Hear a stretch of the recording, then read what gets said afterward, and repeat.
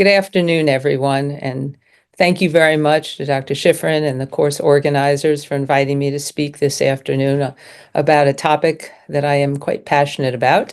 I'm going to talk to you a little bit about knee arthritis in midlife women, how we manage it, what this looks like, and what the unique considerations are for women in these years. I have no relevant financial relationships or disclosures. In the next 19 minutes, we're going to talk a little bit about gender and hormonal differences between men and women, peri and postmenopause. We'll talk about risk factors for symptomatic knee osteoarthritis, a stepwise approach to treatment, and future research. If you get interested in this topic after this talk, there's an article in Menopause that appeared about 2.5 years ago that addresses this topic. There's also some other review articles that might be useful on management of knee osteoarthritis, imaging of knee osteoarthritis that you might find appealing. Well, I'm going to start first by talking a little bit about knee osteoarthritis, menopausally active women, and beyond. We know certainly this is a course about hormonal shifts. There could be a reduction of bone mineral density, which may leave the bone more susceptible to subchondral injury. And we don't, to my knowledge, know exactly why, but there seems to be an alteration centrally in the pain processing pathways of women post-menopause. The risk factors for symptomatic knee osteoarthritis include age, a prior joint trauma, such as an ACL tear or meniscus tear or fracture years before, overweight, and also the shape of the female pelvis, which is wider than the male pelvis, the Q angle, which is the angle between the femur and the thigh bone. So we have a larger Q angle, which puts more of a biomechanical load on the lateral compartment. And men seem to have thicker and greater chondral bone than women. And it's that chondral and subchondral bone that's important in terms of nourishment and cartilage preservation. It seems, and there have been several population studies that look at this, but it seems that postmenopausal women are at increased risk for symptomatic knee arthritis. We used to think that this could be related to estrogen, and there are estrogen receptors on the articular cartilage, and it's really not clear at this point what the significance of that might be. This is about to be published. It's in press, but our own Dr. Ambrosio from Spalding Rehab Institute has a murine model of postmenopausal mice and started looking at the drivers of symptomatic knee osteoarthritis. And it seemed in her research that progesterone may be more of a player than estrogen. So we're starting to delve into this a little bit in the synovial fluid of women with symptomatic knee arthritis. And what we do know is that, ages ago when I went to med school, we thought of osteoarthritis as purely a mechanical disorder, but it's actually not. It's a disease pathway or pathophysiology of the entire whole organ system. So that includes the bone, the subchondral bone, the joint capsule, the articular cartilage, and the subchondral bone beneath that our cartilage cap. We know that there's ongoing synovitis and inflammation in actively symptomatic osteoarthritis patients. And so the idea that pathophysiology of OA includes an inflammatory process is really important to our newer understanding. And there's a molecular mechanism of low-grade inflammation that gets triggered sometimes with trauma or just genetic factors. And what happens there is you have neuropeptides, cytokine, adipokine that released substances that are associated with a pro-inflammatory state. And that can lead to excessive breakdown of chondrocytes and cartilage and more aggressive symptomatic knee osteoarthritis. So anything that we can do to interrupt that inflammatory cascade, to optimize the biomechanics, would be really important in terms of management.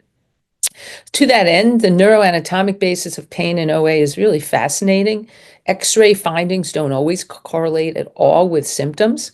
And there are nerve endings in the joint capsule, the tendons, the retinacula around the joint, the fat pads, the synovium, the subchondral bone, and the ligaments. And these These ligaments have substance P and mechanoreceptors and myelinated and unmyelinated sensory fibers, and these fibers can be associated with pain. So interestingly, when we talk about what causes pain in osteoarthritis, we usually think, okay, well, it's the bone or it's the cartilage. But that's not really always the case, and we don't always understand it. There are multiple layers of soft tissue, connective tissue that are periarticular, that can become symptomatic, tender, sensitized, and inflamed. What we see on physical examination, the risk factors that we just spoke about, high axial loading with obesity. Often the common findings you'll hear about are knee pain with motion, restricted motion. Sometimes there are some mechanical symptoms, difficulty walking, squatting, climbing stairs. And on physical exam findings, we may have some tenderness over the joint between the femur and the tibia, some crepitus over the patella, decreased passive range of motion.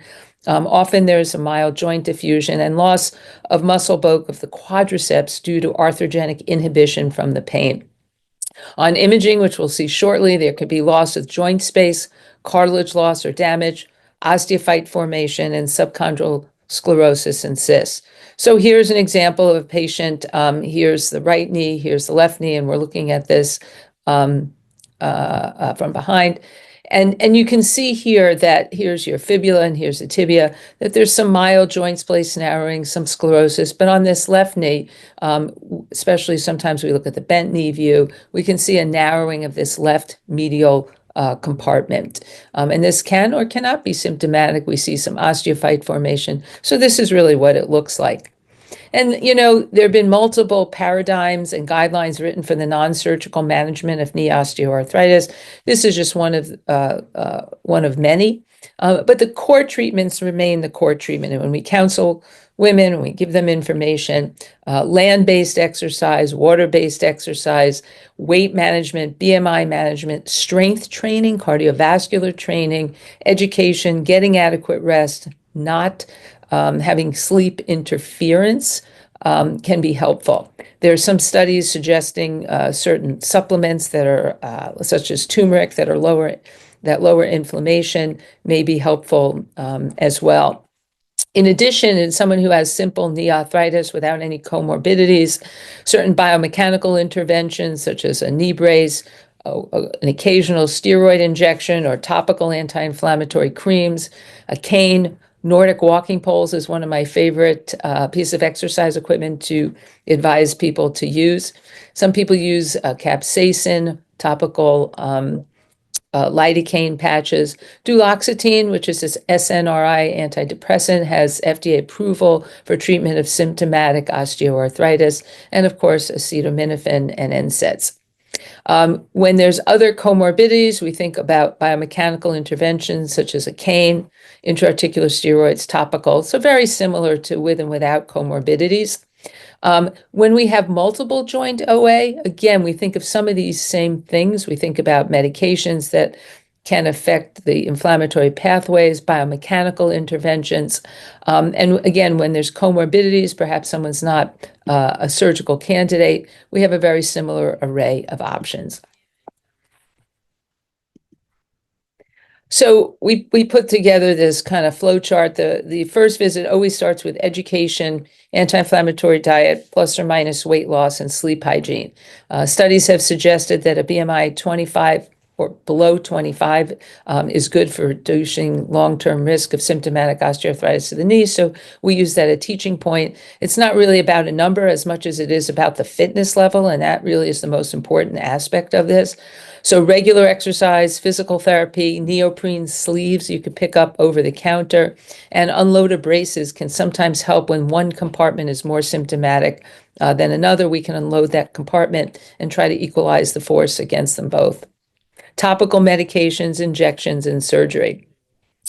So the paradigm here, and weight loss is also associated with decreased abdominal adiposity, and abdominal adiposity, as you know, is considered a pro-inflammatory state.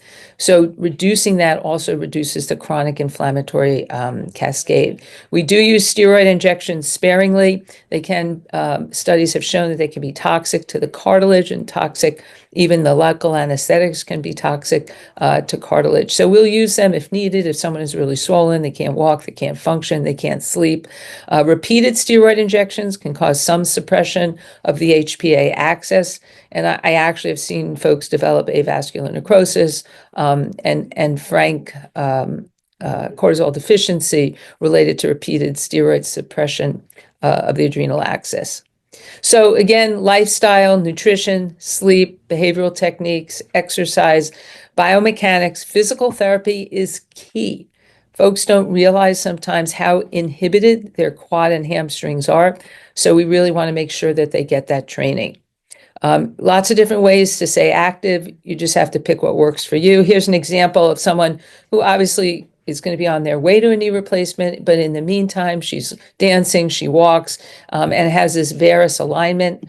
You can see what she looks like when she walks. She has a little bit of a varus thrust. So to keep her going until she's ready for arthroplasty or other treatment, we had her get these unloader braces, which tend to, unload that medial compartment and make her more functional. And those can do really well with sports and activity. Some of the newer treatments that we've been using that aren't quite as new as they used to be, have been around probably somewhere from 15 to 20 years, at least in my practice, include using newer growth factors and anti-inflammatory molecules such as platelet-rich plasma for longer-term relief of joint pain. We have the hyaluronic acid viscosupplementation, which has modest effect in mild to moderate osteoarthritis as well. So steroids, they're great. You feel wonderful within a week or so, but they wear off, and they wear off pretty quickly. And so in years past, we used to just do them every 3 months, but that's not really acceptable in a younger, healthy, active woman. So there are these techniques called regenerative options. The most common, which is used, is called PRP, or platelet-rich plasma. There are commercial enterprises that harvest amniotic and cord blood products, but this is not really allowed by the FDA in the United States. And then there's dextrose-based bone marrow and adipose. I just put this out here so you'll see what they're about. And it's really important that we use these responsibly. Right now, insurance doesn't cover them, so they're expensive, out of pocket. We only do them if we need them, and someone is either not ready for a joint replacement, doesn't need one, is in those in-between years, and just can't function. One thing we do with the needle, which we learn, is to treat both the joint itself as well as the periarticular structures. So sometimes even just stimulating the periosteum of the bone, where the joint capsule, ligaments attach, can relieve pain. There's always often a lot of tendinopathy where the pes tendons attach to the medial tibia, and treating that with PRP as well can be helpful.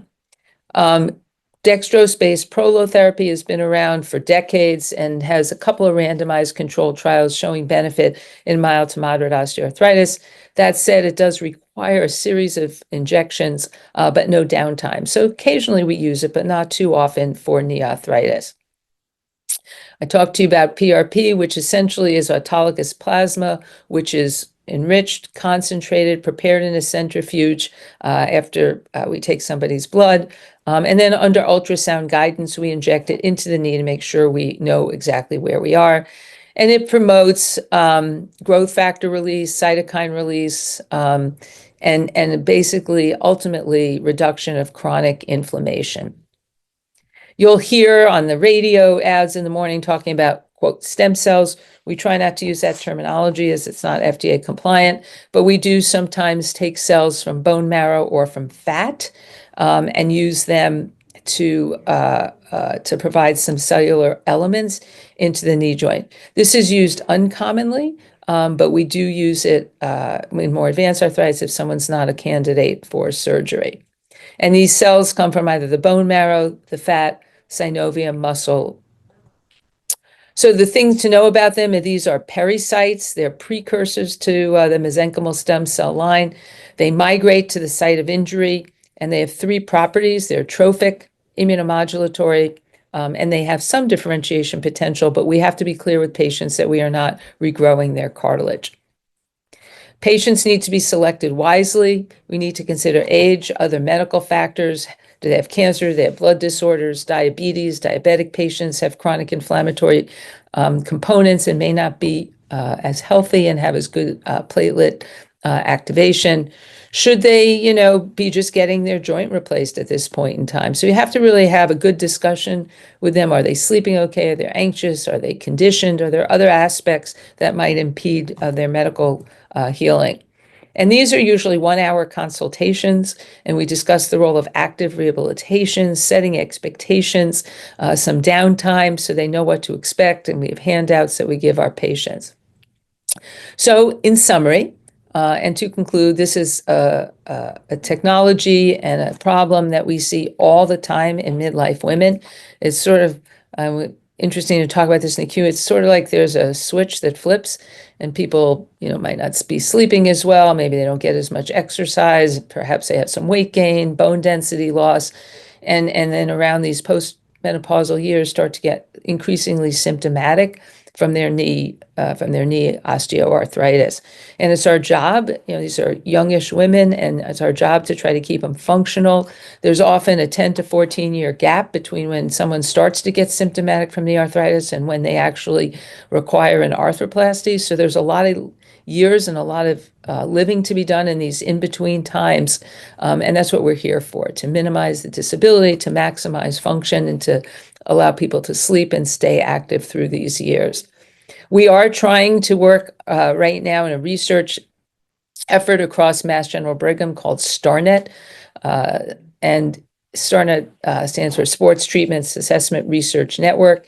And we're trying to look at different factors that are within the PRP that may be either gender specific or biochemically specific that will allow us ultimately to predict who's a good candidate for this treatment and who isn't. So I think we're going to hopefully get to the point where we have a personalized regenerative care plan for each woman with knee osteoarthritis rather than just a population-based approach. So with that, I thank you very much. Thank you, Dr. Schifrin, and thank you to everyone in this panel. I am really pleased to be part of this course today. It's really great. Thanks again, and have a good day.